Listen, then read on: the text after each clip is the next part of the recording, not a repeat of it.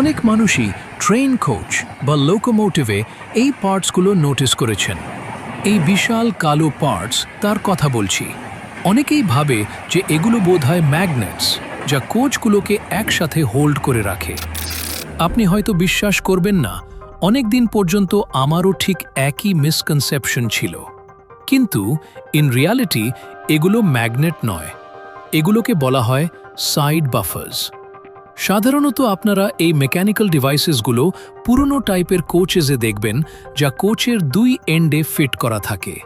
এই ভিডিওতে আমরা ইঞ্জিনিয়ারিং অ্যানিমেশনের মাধ্যমে বুঝব যে সাইড বাফার কিভাবে কাজ করে। আপনারা দেখছেন ocean of jewels YouTube channel. Video ভালো লাগলে লাইক বাটনটি হিট করুন এবং একটা সুন্দর কমেন্ট অবশ্যই করবেন। এটি একটি সাইড বাফারের কমপ্লিট ভিউ। আমরা যদি এটি ওপেন করে এর ভেতরে দেখি, তাহলে অনেকগুলো কি কম্পোনেন্টস দেখতে পাবো।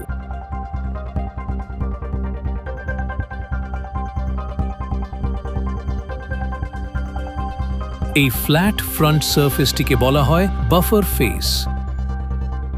এটিকে বলা হয় প্লাঞ্জার। এটি হলো সেই মুভিং পার্ট যা ভেতরে এবং বাইরে স্লাইড করে। প্লাঞ্জারের ভেতরে এই রডটিকে স্পিন্ডল বলা হয়। বাফার স্প্রিং, রাবার প্যাডস, এগুলো ভেতরে লোকেটেড থাকে এবং এদের কাজ হলো ইম্প্যাক্টকে অ্যাবজর্ব করা। আর এটি হলো ডিস্ট্রাকশন টিউব, যা একদম এন্ডে লাগানো একটি সেফটি পার্ট। একটি কমপ্লিট সাইড বাফার অ্যাসেম্বলির লেংথ হয় 635 মিলিমিটার এবং এটিকে হেক্সাগোনাল বোল্টসের সাহায্যে কোচের সাথে সিকিউর করা হয়।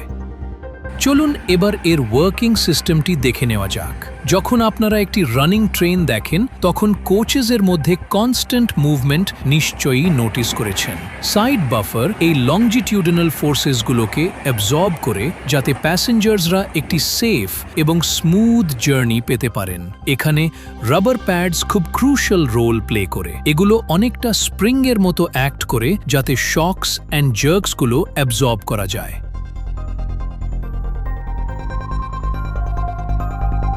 এছাড়া যখন কোচেসের কাপলিং হয়, তখনও এই বাফার্সগুলো ইম্প্যাক্ট ফোর্সেস ম্যানেজ করে। কাপলিং প্রসেসের সময় সাইড বাফার একটি ভাইটাল রোল প্লে করে।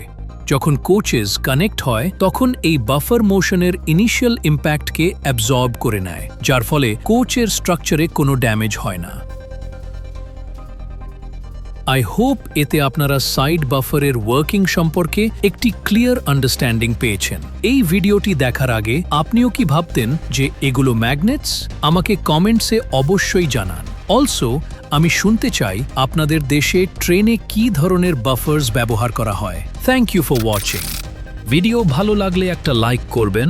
Ocean of jewels, learn in depth.